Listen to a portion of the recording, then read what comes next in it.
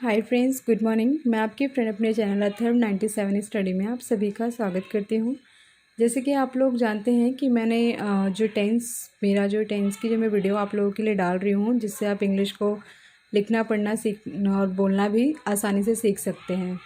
तो इस टेंस के बिहाफ पे आप बहुत सी चीज़ें अपनी लाइफ में सीख सकते हैं। किसी कॉम्पिटिटिव एग्ज़ाम की तैयारी कर रहे हैं, आपको इंग्लिश नहीं आती है, उसमें अनसीन पैसेजेस भी आते हैं जिनको रीड करना, फिर उनको समझना।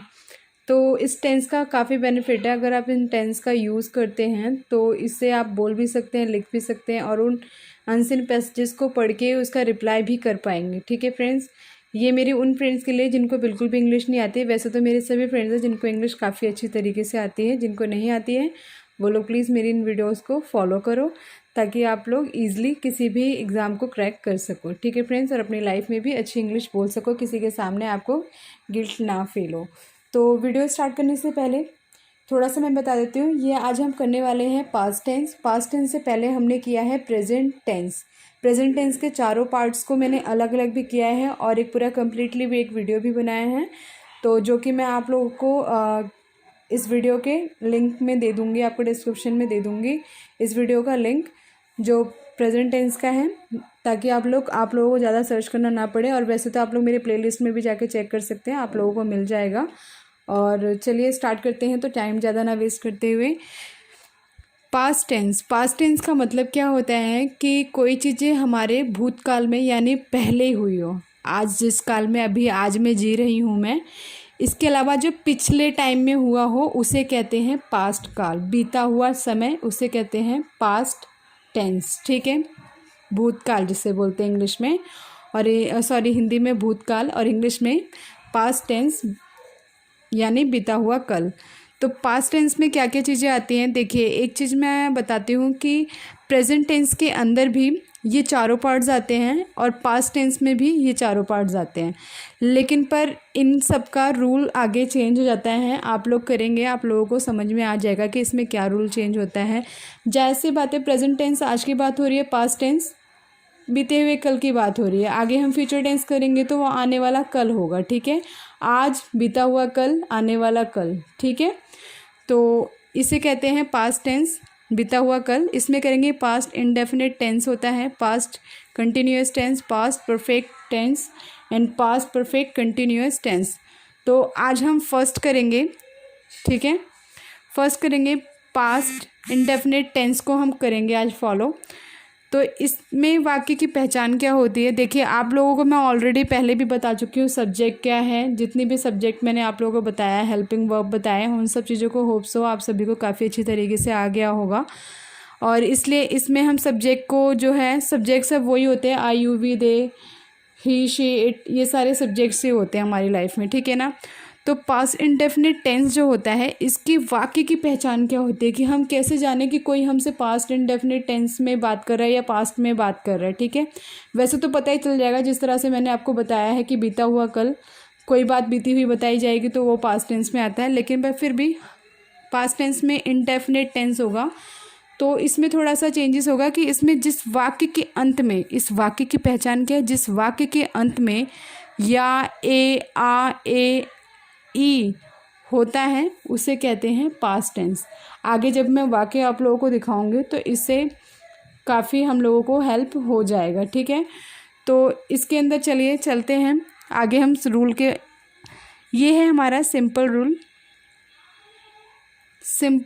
ठीक है, सिंपल रूल में बताती हूँ, सब्जेक्ट प्लस वर्ब की सेकंड फॉर्म। अभी तक हम फर्स्ट फॉर्म को यूज़ करते आए हैं, तो यहाँ पे अब क्या लगेगी, वर्ब की second form plus object.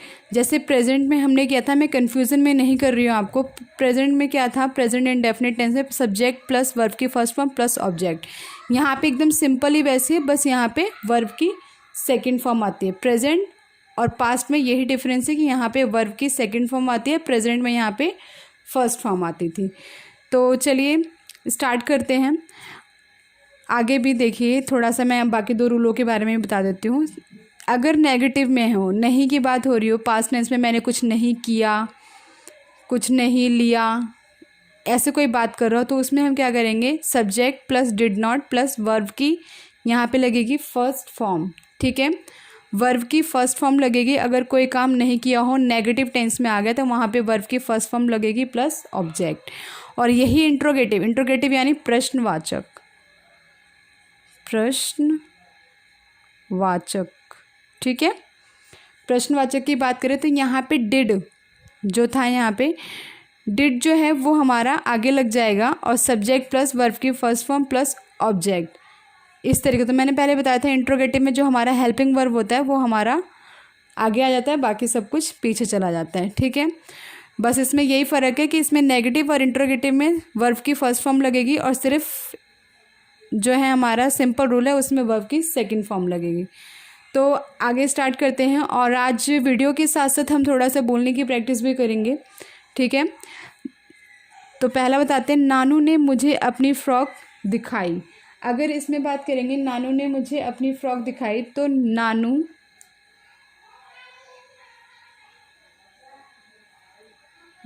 Show. देखिए शो होता है, मैंने कितनी बारी अपनी वीडियो के लिंक में भी लिखा है शो। अब यहाँ पे थर्ड फॉर्म की, सेकंड फॉर्म की बात हो रही है, तो यहाँ पे क्या लिखेंगे, शोड, थर्ड फॉर्म शोड। हर, लड़की है अपनी, हर फ्रॉक टू मी, मुझे दिखाई है ना, तो टू मी, ओके। वह स्टेशन नहीं पहुंचा, वह स्टेशन नहीं पहुंचा। अब देखिए किसी की बात कर रहे हैं, वो स्टेशन अभी तक नहीं पहुंचा, तो यानी बीते हुए टाइम की बात कर रहे हैं, आज की तो बात कर नहीं रहे हैं। तो इसका हम क्या करेंगे, ही डिड। मैंने बताया था ना आपको, नहीं में क्या लगेगा, he did not, he did not reach, यहाँ पे फर्स्ट फॉर्म लगनी है, he did not reach to reach the station, okay.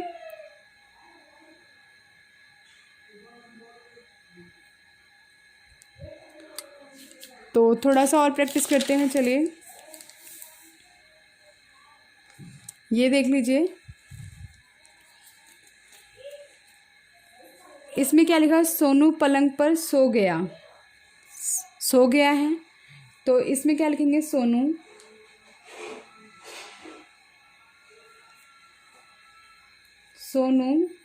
Sleep, सो गया है, मतलब ये नॉर्मल सेंटेंस की बात हो रही है, तो यहाँ पे स्लीप की थर्ड फॉर्म, सेकंड फॉर्म लगेगी, स्लैप्ट, स्लैप्ट ऑन द, किस पे सोया है, बेड पर ना, ऑन द बेड। वह मुझ पर हंसी, ई की मात्रा आ रही है, हंसी, यानी वो मुझ पर हंस चुकी है, ठीक है, उसकी बात कर रहे हैं। तो लड़की है जो मुझ पे हंसी है, तो शी, यहाँ पे भी लाफ की सेकंड फॉर्म आएगी, लाफ्ड,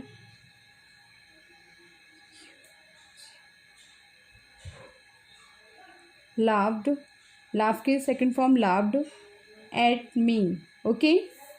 मुझ पर हंसी है, एट मी, टू मी। यहाँ पे देखिए दो पर्सन की बात हो रही है, तो थोड़ा सा उस चीज़ को शो करने के लिए हम एट, टू, इन सब चीज़ों का हम यूज़ करें, जिनके बारे में मैं आपको आगे बताऊंगी, ठीक है। क्योंकि ये सब चीज़ें जो हैं एक अलग चीज़ें होती हैं, हमारे ग्रामर पार्ट में होती हैं, ठीक है। हमने परीक्षा दी, यहाँ पे भी देखिए ई की मात्रा आ रही है, हमने परीक्षा दी, तो यहाँ पे क्या लिखेंगे, हमने का क्या लिखेंगे, वी,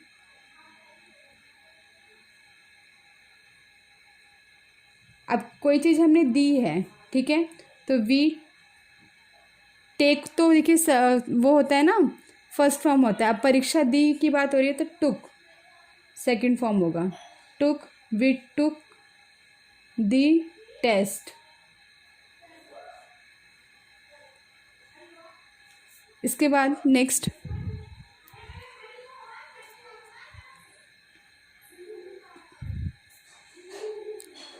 सरिता ने एक मधुर गीत गाया, यहाँ पे क्या लिखेंगे, सरिता ने, सरिता सॉन्ग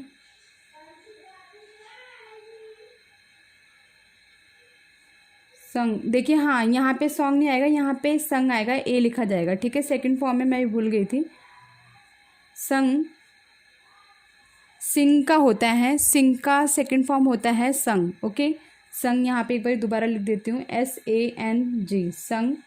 सरिता संग आ मधुर यानी स्वीट, स्वीट सॉन्ग, सॉन्ग गीत, ओके। इसके बाद हम आगे चलते हैं। वह दरवाजे पर खड़ी हो गई, लड़की की बात हो रही है। वह दरवाजे पर खड़ी हो गई, शी स्टूड इन, ये सेकंड फॉर्म है, ठीक है। The door, okay. मैंने 10 रुपये खर्च किए, अब मैंने वो चीज़ कर दी है, अब उसके बाद बता रही हूँ। आई स्पेंड तो जो होता है कि मतलब स्पेंड की जो सेकंड फॉर्म होती है वो स्पेंड ही होती है, ठीक है ना। स्पेंड 10, स्पेंड यानी खर्च करना, ठीक है। 10 रुपीज़ यानी पैसे। I spend 10 rupees, okay. क्या तुम प्रातःकाल मतलब जो जहाँ पे हम जाते हैं, मतलब एक डाकघर जिसे बोला जाता है उसे कहते हैं, तुम वहाँ पर गए थे। क्या तुम प्रातःकाल गए, क्या तू प्रातःकाल गया, सॉरी सेंटेंस को थोड़ा पढ़ने में गलती हो गई है। तो इसका क्या लिखेंगे फ्रेंड्स, इसका लिखेंगे डिड। अब तू की बात हो रही है यानी यू, तो डिड। यहाँ पे देखिए हेल्पिंग वर्ब ज़्यादातर डिड ही यूज़ हुआ है, कहीं अगर हुआ है तो डिड यूज़ हुआ है, ठीक है। तो यहाँ पे डिड यू गो। अब देखिए यहाँ पे इंट्रोगेटिव की बात कर रहे हैं, तो इंट्रोगेटिव में मैंने बताया था, नहीं तो ये गो टू का जो यहाँ पे सेकंड फॉर्म आ जाती गोस, लेकिन पर यहाँ पे इंट्रोगेटिव है तो यहाँ पे फर्स्ट फॉर्म यूज़ करेंगे वर्ब की। Did you go to the post office, ठीक है। पत्रालय का मतलब क्या होता है, पोस्ट ऑफिस यानी डाक खाना जिसे कहते हैं, पोस्ट ऑफिस।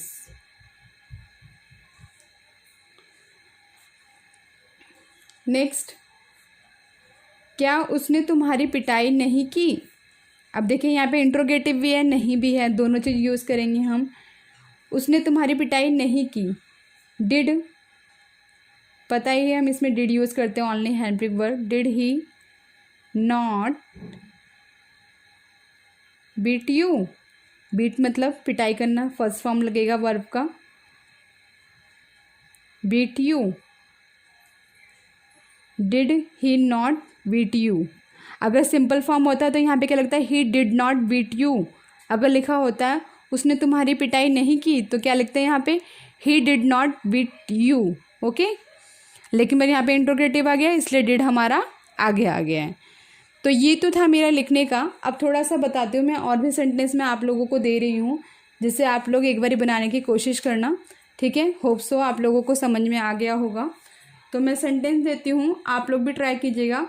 उसने मेरी स्लेट तोड़ दी, ठीक है। उसने मेरी स्लेट तोड़ दी है। दूल्हा थोड़ी,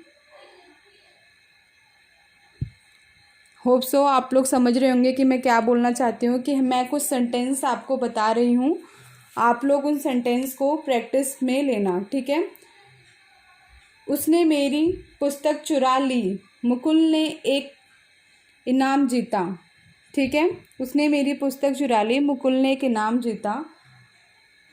क्या सरोज राजू से नहीं मिली, मैंने एक पत्र नहीं लिखा।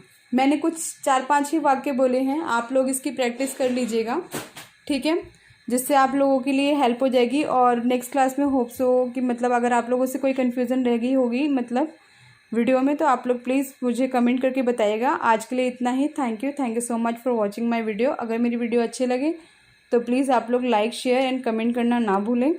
ओके फ्रेंड्स, आज के लिए इतना ही। Bye bye.